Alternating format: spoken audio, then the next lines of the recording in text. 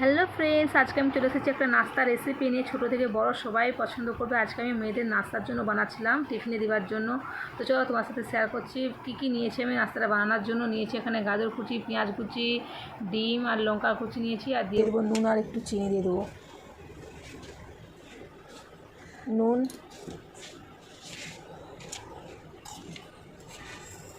আর অল্প দিচ্ছি চিনি। চিনিটা দিলে স্বাদটা ভালো হবে। দিয়ে এটাকে আগে মিক্স করে নিচ্ছি, তারপর দিয়ে দেবো ময়দা। ভালো করে মিক্স করে নিয়েছি, এবার দিয়ে দেবো ময়দা। তোমরা চাইলে দুটো ডিম নিতে পারো, আমি একটা ডিম নিয়েছি, কেন কি আমি অল্প করে মেয়েদের জন্য বানাচ্ছি নাস্তার জন্য, তার জন্য। তোমরা যদি বেশি বানাও সেই অনুযায়ী তোমরা ডিম দেবে। ডিমটা দেওয়ার একটাই কারণ, তাওয়া থেকে জলদি ছেড়ে আসবে, পাউডার উঠে যাবে। আর ময়দার তো নাহলে উঠতে চায় না, জলদি চিপকে যায়। আর তোমরা চাইলে দুধ দিয়েও মাখতে পারো, আমি কিন্তু আজকে জল দিয়েই মাখছি। দুধ দিয়েও কিন্তু খেতে অনেক ভালো লাগে, কিন্তু আজকে আমি জল দিয়েই মাখাচ্ছি। আর ভালো করে কিন্তু মাখিয়ে নেবেন, ডালা ডালা যেন না থাকে। ডালা তাহলে কিন্তু ভালো লাগবে না খেতে। এখন দেখো অনেকটাই গাঢ় হয়ে গিয়েছে, আর একটু আমার জল লাগবে, ওই জন্য জল দিয়ে দিচ্ছি আর একটু।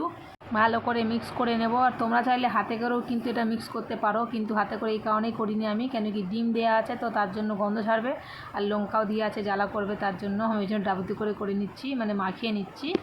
তো দেখো এরকম পাতলাটা রাখবে, এরকম ঘনটা, নালে কিন্তু পরোটা মোটা হয়ে যাবে। মাখানোটা রেডি হয়ে গেছে, আমি তাওয়া বসিয়ে দিচ্ছি। আমি সাদা তেলে ভাজবো, তোমরা চাইলে কিন্তু সরষার তেলেও ভাজতে পারো। সরষার তেলে ভাজলে কিন্তু পরোটাটা বেশি খেতে ভালো লাগে, যেহেতু ডিম দেওয়া আছে তার জন্য। রিফাইন তেলে আমার কিন্তু অতটা ভালো লাগে না, কেন কি আমাকে রিফাইন তেলের গন্ধটাই ভালো লাগে না, তার জন্য আমি রিফাইন তেলে ভালো খাই না। পরোটারে ভাজলে বেশি খেতে পারি না, নিজে ভাজলে খেতে পারি না। যদি কেউ ভেজে দেয় তাহলে কিন্তু খেতে ভালো লাগে, তবুও আমি কিন্তু খেলে সরষার তেল দিয়ে ভেজে খাই। আর মেয়েদের জন্য বানাচ্ছি তো সরষার তেল দিইনি, সাদা তেল দিয়ে বানাচ্ছি। এখানে আমি 2 মিনিটের জন্য সসও রেডি করে নিয়েছি, দেখতে পাচ্ছ। সসটা রেডি করে নিয়েছি, কারণ কি লেট হয়ে যাচ্ছে, নাস্তা বানানো হয় এখন আজকে। সস ডিম আছে বলে কিন্তু ফটাফট করে পাল্টি করা যাচ্ছে, তাহলে বসে যেত ডিম না দিলে।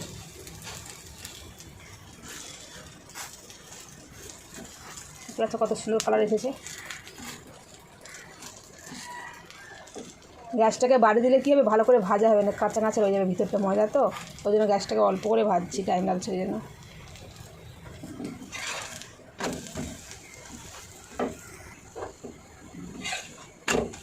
ভাজা হয়ে গিয়ে দেখতে পাচ্ছ কত সুন্দর লাগছে কালারটা।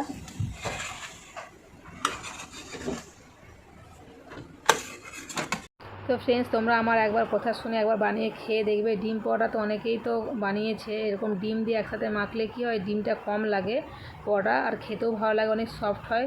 যাদের দাঁত নেই, বয়স্ক হয়ে গিয়েছে বা বাচ্চা, তারাও কিন্তু খেতে ভালোবাসবে। আমার মেয়েরা তো খুবই পছন্দ করে, গরম গরম খেতে বেশি ভালো লাগে।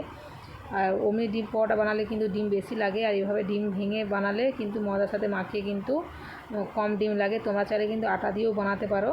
আমি কখনো কখনো আটা দিয়েও বানিয়ে ফেলি, ময়দা না থাকলে। ময়দা বেশি খাওয়া তো ভালো না, মাঝের মধ্যে দিই ময়দাটা দিয়ে। তো দেখো রেড হয়ে যাচ্ছে বলে আমি মেয়েদের টিফিনটাও প্যাক করে দিচ্ছি, যেহেতু এটা টিফিনের জন্যই বানিয়েছিলাম। তো এত গরম গরম প্যাক করে দিতে হয়, তো ওই জন্য আজকে ঠান্ডা করার টাইমও পেলাম না, টাইম হয়ে যাচ্ছে বলে। তোমার সাথে রেসিপিটা শেয়ার করার চক্করে লেট হয়ে যাচ্ছে, যেন তাড়াহুড়া করছি। তো ঘেমে যায় যে, আবার নরম হয়ে যায়, কিন্তু একটা পেপার দিলে ভালো হয়। আর দেখো একটা লাস্টে, এটা আমার বরের জন্য বানিয়েছি, দেখো কতটা সুন্দর হয়েছে না দেখতে। দেখে কার কার খেতে মন যাচ্ছে। আজকের রেসিপিটা তোমাদের কেমন লাগলো অবশ্যই কমেন্ট করে জানিও। দেখা হচ্ছে নেক্সট।